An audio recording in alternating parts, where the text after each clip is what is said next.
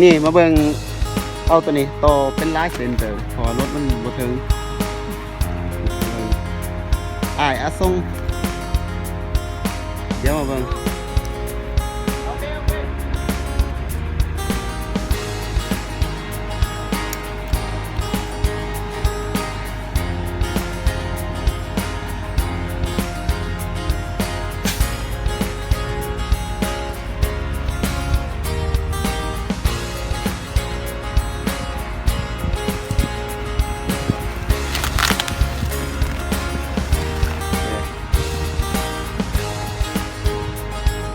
ส่งเอาย่างออกเด้อ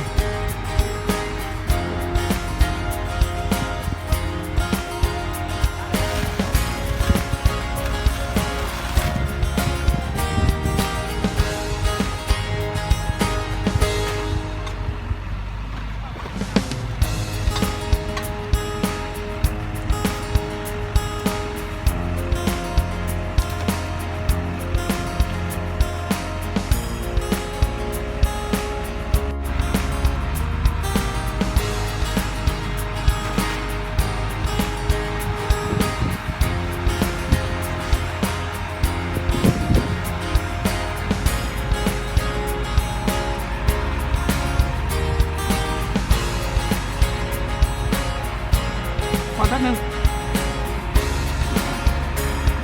ชั่วโมงนะกู11 ชั่วโมง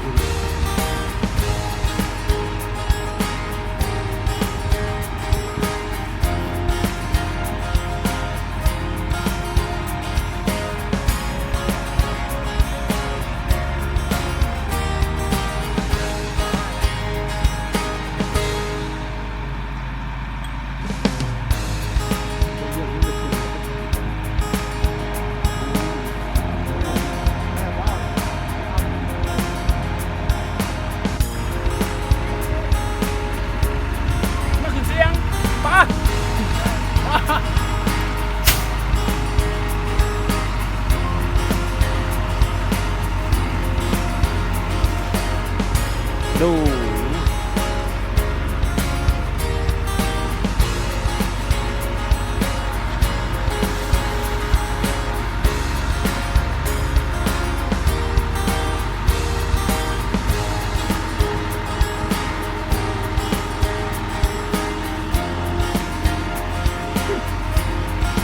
ไปถ่ายวิดีโอเลย